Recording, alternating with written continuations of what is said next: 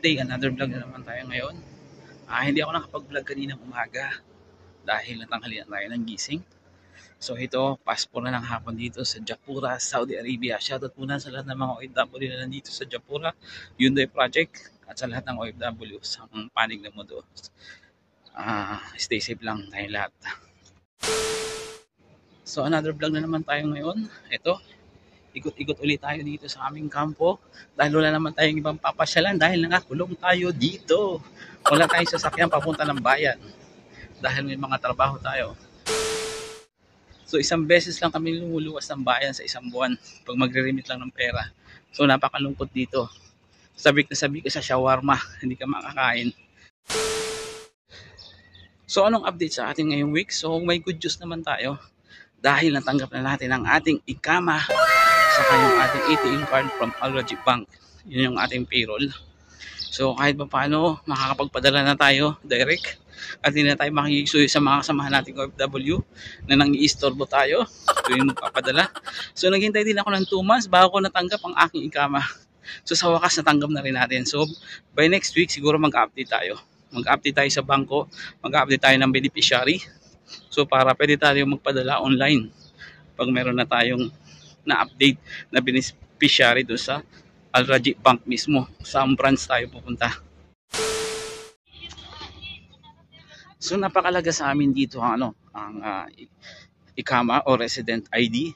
So kailangan mo yon pag may pag-transaction ka sa mga bangko, pag bibili ka ng SIM, saka pag mag-aabil ka ng internet, tapos pag magre-rent ka ng mga condo unit or magre-rent ka ng car. So yun ang isa sa mga ID na hihingi sa'yo dito sa Saudi.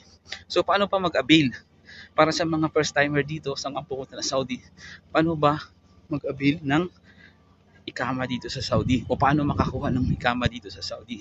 Una, dapat meron kang employment contract valid, original passport copy, tapos yung form, dapat mapuno mo yun, mapilapan mo ng tama. Saka meron ka dapat medical certificate. So yun yung mga requirements para makakuha ng civil ID o resident permit or ikama dito sa Saudi Arabia. So yung ID mo na yun, dapat lagi mo siyang dala. Pag luluwas ka ng bayan, pag magbabakasyon, dapat dala-dala mo lagi yung ID mo kasi parang yun yung identity mo eh. Pag wala ka nun, subject for questioning ka ng mga otoridad, ng mga pulis pag nasita ka sa bayan, o mayroon ka ng violation sa public, unang tatanungin sa'yo o hihingi sa'yo ng mga otoridad dito ay ang civil ID mo o ikama. So kaya dapat lagi kang meron dala nun at valid at hindi expired. So fast forward na ng hapon dito ngayon sa Japura. So ikot lang tayo. Dito tayo malapit sa aming mesol. Ayan.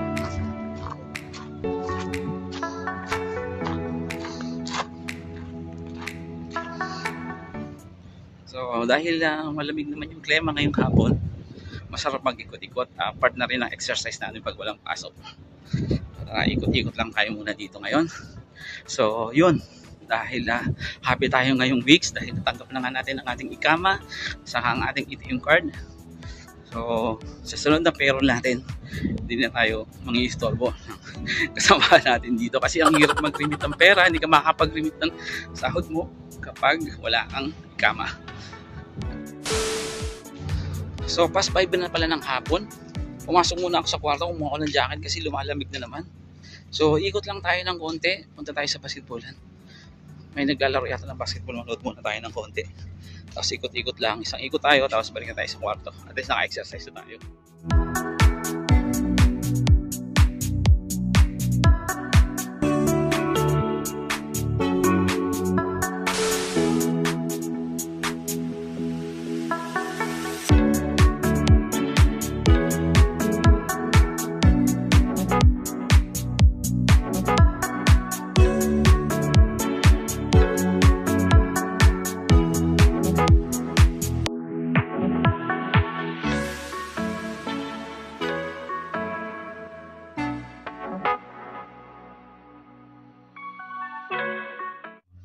So ayan, dumaan tayo dito sa sa basketball court sa may naglalaro ng football. Kaya lang ang ingin ng generator dito. So layo-layo tayo ng konti. Gusto ko sanang manood ng basketball. Ayun, So pag nanood ako ng basketball, naka-stack lang ako dito. Iba nga kaya lumabas ako, magbablog ako, saka ano yun, magpapawis, lakad-lakad. Hindi pa tayo makasali sa basketball ngayon kasi wala pa tayong sapatos. So yan, daming tao. Yun, doon sa kabila, dalawang court ng basketball, may naglalaro. So yan, napadaan tayo dito ngayon.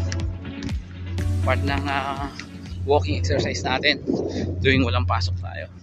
At the same time, nakakapag-vlog na rin tayo. So ayan, ayan, aming main contractor. Welcome to Hyundai Camp Office. So ikot tayo doon sa kabila.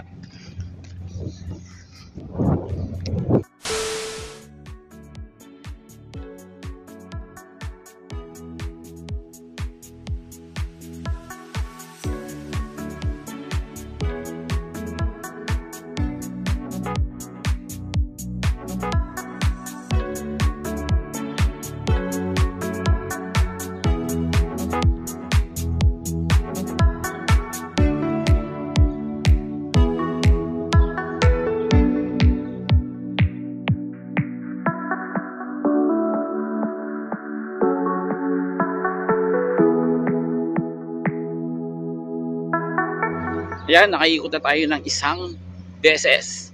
So, palubog na rin yung araw. Siguro, pabalik tayo sa ng kwarto. Dahil maya-maya magdi-dinner naman tayo.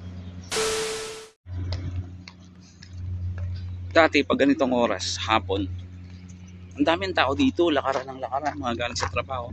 So, dahil Friday ngayon, maraming pumunta ng bayan. So, mamayang gabi pa darating. Tapos yung iba, naka-overtime pa rin. So kaya konti lang ang tao ngayon. Napalakad-lakad dito ngayon. So dahil palubog na yung araw at nakaikot naman na tayo ng isang beses. So hanggang dito na lang yung vlog natin. Thanks for watching. Yun lang ang update natin ngayong weeks. At kung hindi ka pa nakasubscribe at napadaan sa channel ko, hit like, comment, and subscribe. Thank you for watching.